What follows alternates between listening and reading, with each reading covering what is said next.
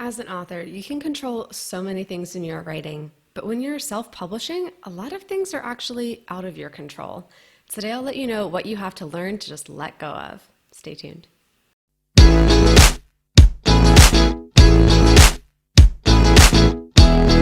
Hi, I'm MK Williams. I'm an author and independent publisher. I love sharing my insights on all things self-publishing with you. Before I get into the details of today's topic, please be sure to subscribe. That way you'll be notified every week when I release new videos about self-publishing and how to make a career out of being an author. So there are so many people who elect to self-publish, and they're drawn to it because of the items that they can control, right? So design, editorial, publication date, so many things are within your control when you self-publish, and that can be very appealing to authors who've maybe gone the traditional route and didn't like when things were taken out of their control, or they've done their research and they think, yeah, I want to have more control over my creative work. But there are definitely several things that are not within your control at all when you're self-publishing. So if you can keep these in mind, you're going to have a less stressful experience. So I'm going to go over some that I've experienced myself or I've had to deal with for clients. None of these things are fun when they pop up, especially when you realize how much is out of your control, but it's just good to be mindful of these things. So you really don't have any control over how quickly your book appears on a retailer website. So usually you get an estimated time. Even with KDP, after you submit everything, they say the estimate is up to 72 hours. Most of the time it's earlier than that, but it can take that long. I've seen some authors post on forums and boards like, I can't believe this, I can't believe they're making me wait 72 hours, and they're freaking out, they're going on a rant, and then an hour later they post, okay, it's live. You know, it's one of those things like, okay, you can't do anything about it. You should be aware of it, you should have done your research, but just know that that's something that happens, and that's when you're publishing direct to Amazon from Amazon. When you go with an aggregator like Smashwords or IngramSpark, you have to wait for their partners to show your book. This can take a few days, and it depends on how frequently that retailer is checking that system. So you just kind of have to pack your patience, plan ahead. Yes, that may mean that you're planning to announce your book next week, and because you've planned ahead, it's showing up on a few retailers this week, but if you're not telling anybody, chances are nobody's noticing. So you can still have your big launch, it'll be fine.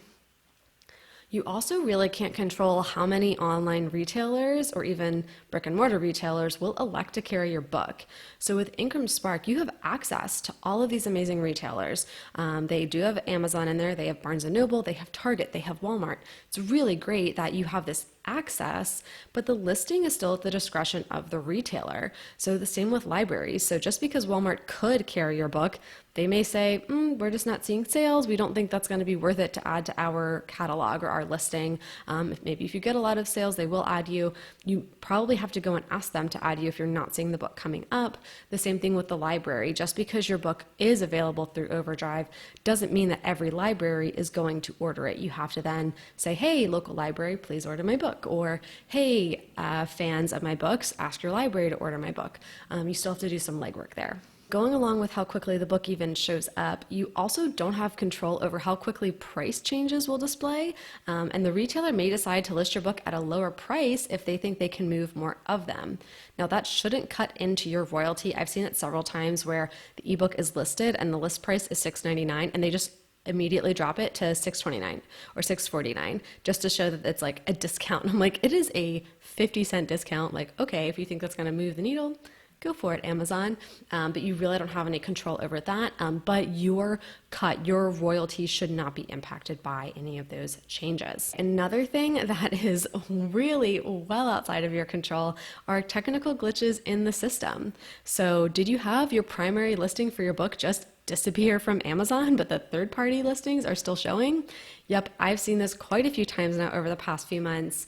It definitely seems like a system glitch on the Amazon side. The first time it happened, I was like, I have never seen this before, where the original listing was there one day and there were third-party retailers coming in trying to resell the book, and then the next day it was just the third-party retailers. Like the original listing from Amazon was gone, and so it took a while to work through the system, figure out what's going on.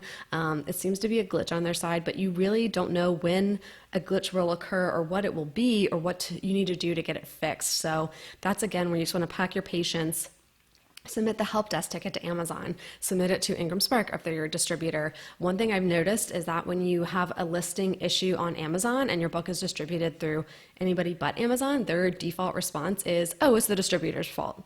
And then you go to the distributor and they're like, no, everything's in there. It's Amazon. So that's kind of seems to be Amazon's go-to customer services. We'll check with them first and then we'll look into it. So again, you don't really have control over technical glitches, and really Amazon or that retailer probably doesn't either. Like if there's something wrong with their system, they're not doing it intentionally to hurt you and your book launch. There is just a bug in their system that they need to find and fix. And the more detail you can provide, the more that it can help them identify it and hopefully keep it from happening again. But again, it's out of your control. It's super frustrating when it happens, but it's one of those things you just have to remember, okay, like there's literally nothing more I can do. I've submitted the ticket. I've made the noise I need to make. It'll get fixed eventually. And that's why I always think it's good to be on more than one retailer or more than one platform. If you're dependent on this one platform for so much revenue or so many royalties per month and there's a glitch with that platform, guess what?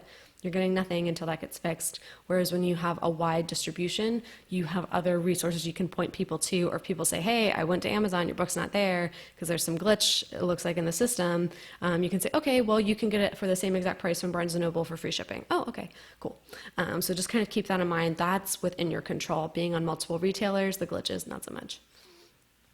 All right, and the final thing that is absolutely outside of your control are negative reviews.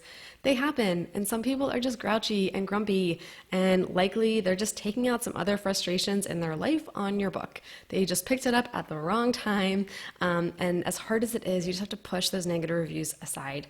It's going to do you no good to dwell on them. Now, if every single review for your book says there's typos, there's typos, there's typos, okay, maybe that's a sign that you should have gone with a better proofreader or actually looked at a proofreader for your book, but just these one-off negative reviews from people who are super mean and nasty, they're just super mean and nasty people. You've got to just move past it because it's absolutely outside your control what other people are going to say. That's what comes with the life of being an author. So hopefully listening to this has not stressed you out. Hopefully it's helped to give you some insight into things that may come up and just to be aware of and ways that you could maybe troubleshoot. If you've run into issues that are outside of your control, please post them below. Hopefully that'll help me next time I run into them to be like, what is this? If you found this video helpful, please give it a thumbs up and leave a comment below. It definitely makes me happy when I get to interact with people who are watching the video. And if you haven't done so already, please subscribe. This lets YouTube know that you're getting value from the videos I'm putting out, that you want to be here, and it gets it in front of other authors like us.